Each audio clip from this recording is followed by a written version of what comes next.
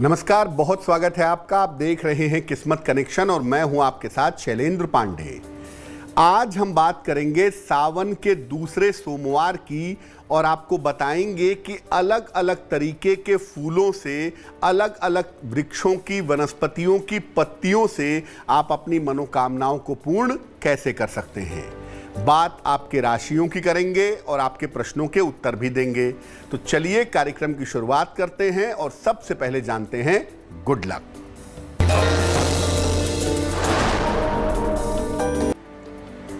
शिवलिंग पर सरसों का तेल कभी भी अर्पित ना करें।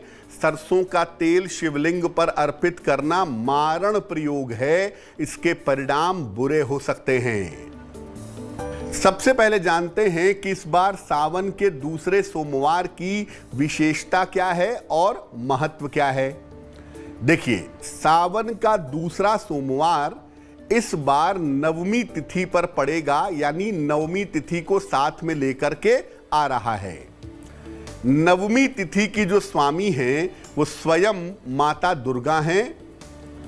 हर महीने के दोनों पक्ष की नवमी का अलग महत्व बताया गया है। नवमी और सोमवार का अद्भुत संयोग जीवन की मनोकामनाओं को पूरा कर सकता है। इस दिन उपवास रखकर भगवान शिव और मां पार्वती की पूजा करनी चाहिए। नवमी के दिन शिव जी की पूजा अगर प्रदोष काल में की जाए तो वो करना सर्वोत्तम होगा। और इस बार सावन के दूसरे सोमवार का संयोग 2 अगस्त को बन रहा है। चर्चा को आगे बढ़ाएंगे, लेकिन इस बीच जान लेते हैं मेष, वृषभ और मिथुन राशि का राशिफल।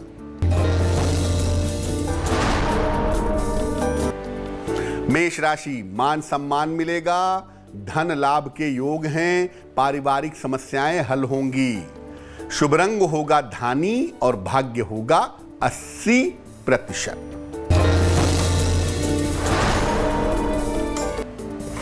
वृषभ राशि, धन लाभ के योग बन रहे हैं, रोजगार में मनचाही सफलता मिलेगी, मानसिक तनाव कम होगा। शुभ रंग होगा हरा और भाग्य होगा 90%।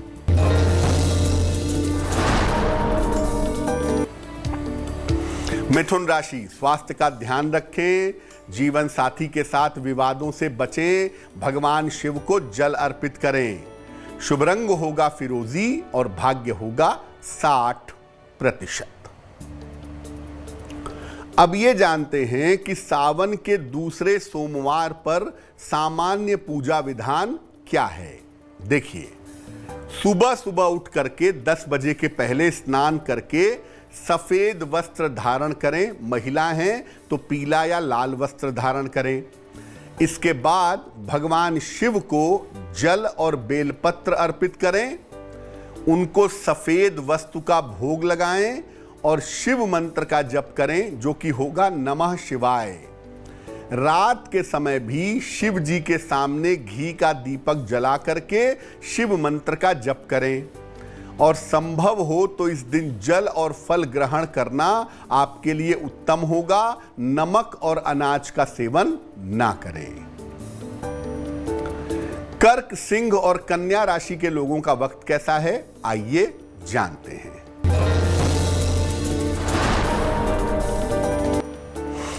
कर्क राशि, विवाह के मामलों में तेजी आएगी, धन की प्राप्ति होगी, मान सम्मान बढ़ेगा। शुभ रंग होगा पीला और भाग्य साथ निभाएगा 70%।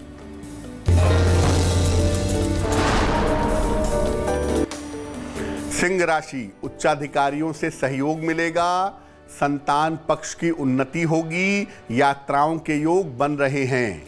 शुभ रंग होगा लाल और भाग्य साथ निभाएगा 80%।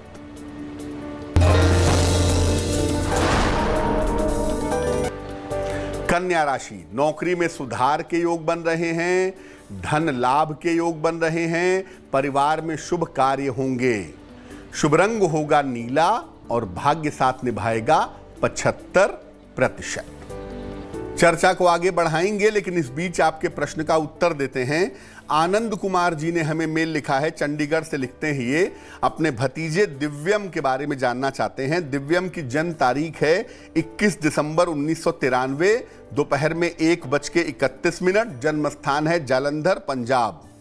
ये लिख रहे हैं कि भतीजे का विवाह नवंबर 2020 में हुआ था, लेकिन कुछ समय बाद ही इनकी पत्नी वापस अपने मायके चली गई। अब वो डिवोर्स की धमकी दे रही हैं। लड़का अलगाव नहीं चाहता है, सेपरेशन नहीं चाहता है। इस विवाह का भविष्य क्या होगा? क्या भविष्य में ये शादी चल पाएगी? देखिए, दिव्यम की जो कुंडली बनती है, ये बनती है मीन लग्न की, और राशि भी बनती है मीन। महादशा इनकी चल रही है केतु की, और अंतरदशा चल रही है शुक्र की, दिसंबर 2021 तक।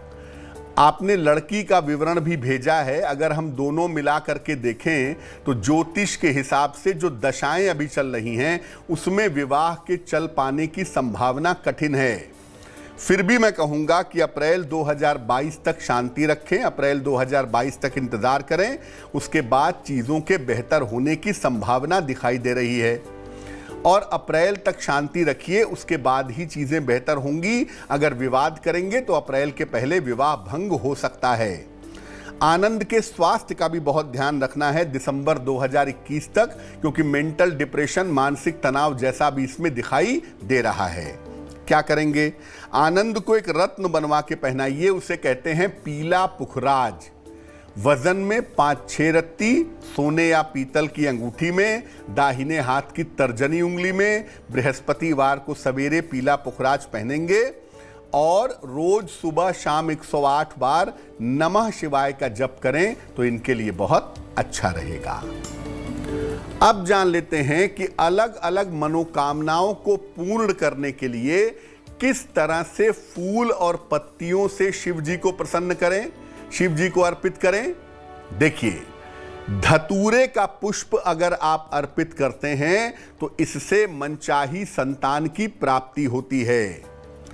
अगर आप बिल्व पत्र यानी बेलपत्र अर्पित करते हैं तो इच्छा की पूर्ति होती है और आयु की वृद्धि होती है।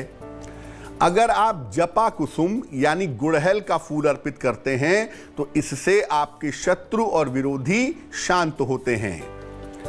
अगर आप हरश्रृंगार के फूल अर्पित करते हैं तो इससे धन और संपत्ति की प्राप्ति होती है। अगर आप शमी के पौधे की पत्तियां यानी शमी पत्र अर्पित करते हैं तो इससे पापों का नाश होता है और मोक्ष की प्राप्ति होती है। ध्यान रखिएगा, केतकी और केवड़ा भगवान शिव को अर्पित नहीं कर सकते। तुला, वृश्चिक और धनु राशि वालों का वक्त कैसा है, आइए जानते हैं।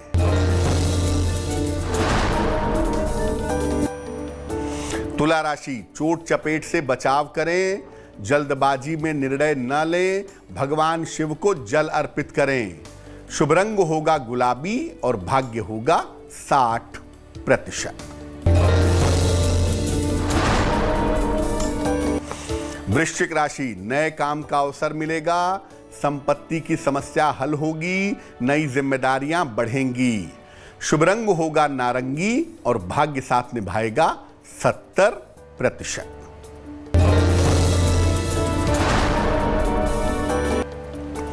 धनु राशि, काफी व्यस्तता रहेगी, मान सम्मान बढ़ेगा, आकस्मिक धन का लाभ होगा। शुभ रंग होगा सुनहरा और भाग्य होगा 65%। अब आपको बताते हैं एक विशिष्ट मंत्र के बारे में, और ये मंत्र अगर सावन के दूसरे सोमवार को जप लिया जाए, कम से कम 11 माला, तो इससे बहुत सारी कामनाएं पूरी हो जाएंगी। मंत्र क्या है? मंत्र है ईं क्षं मंग ओंग अंग। ईं क्षं मंग ओंग अंग। ये मंत्र रुद्राक्ष की माला से कम 11 माला सावन के दूसरे सोमवार को शाम के समय जपिए, और फिर जो भी आपकी रीजनेबल मनोकामना है उसको पूर्ण करने की प्रार्थना करिए, आपकी मनोकामना पूर्ण होगी। मकर, कुंभ और मीन राशि वालों का वक्त कैसा है, आइए जानते हैं।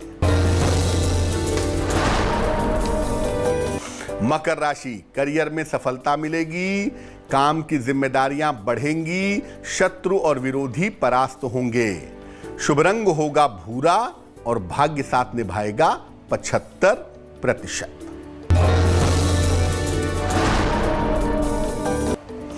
कुंभ राशि, व्यर्थ के तनाव से बचें, काम में किसी तरह की जल्दबाजी न करें, भगवान शिव को जल अर्पित करें तो बहुत अच्छा होगा। शुभ रंग होगा ग्रे और भाग्य साथ निभाएगा 60%। मीन राशि, मान सम्मान मिलेगा, करियर में सुधार होगा, छोटी यात्रा के योग बन रहे हैं। शुभ रंग होगा सफेद और भाग्य होगा 70%। बात करेंगे आज की सलाह की, लेकिन उसके पहले आपके एक और प्रश्न का उत्तर देते हैं। अनुजा कुलश्रेष्ठ ने हमें सवाल लिखा है छत्तीसगढ़ से। इनकी जन्म तारीख है 7 सितंबर 1982, जन्म का समय है 11:48 रात को और जन्म का स्थान है रायगढ़, छत्तीसगढ़। ये लिख रही हैं, पिछले 10 सालों से जीवन में काफी संघर्ष है, पति भी साथ में नहीं है, 6 वर्ष का बच्चा भी है। सरकारी नौकरी की तैयारी कर रही हूं लेकिन सफलता नहीं मिल पा रही है, आगे का भविष्य कैसा रहेगा। अनुजा, आपकी कुंडली बनती है मिथुन लग्न की और आपकी राशि बनती है मेष राशि।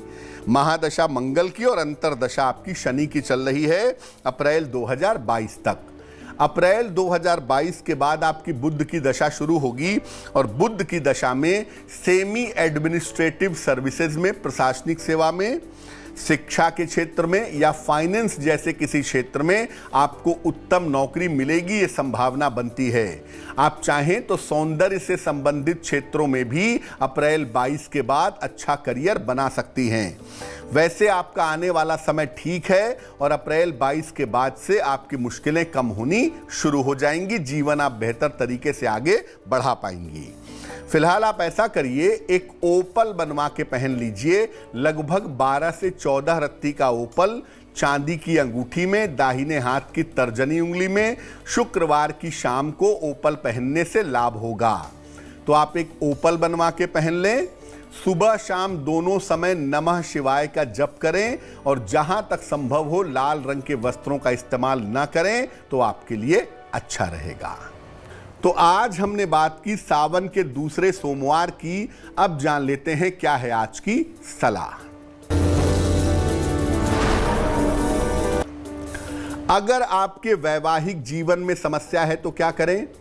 सावन में रोज जितना दिन भी कर सकें, शिवलिंग के किनारे की जो वेदी है उस पर हल्दी लगाएं और सुखद वैवाहिक जीवन की प्रार्थना करें। ऐसा सावन में रोज सवेरे अगर आप करें तो आपके वैवाहिक जीवन में सुधार होगा।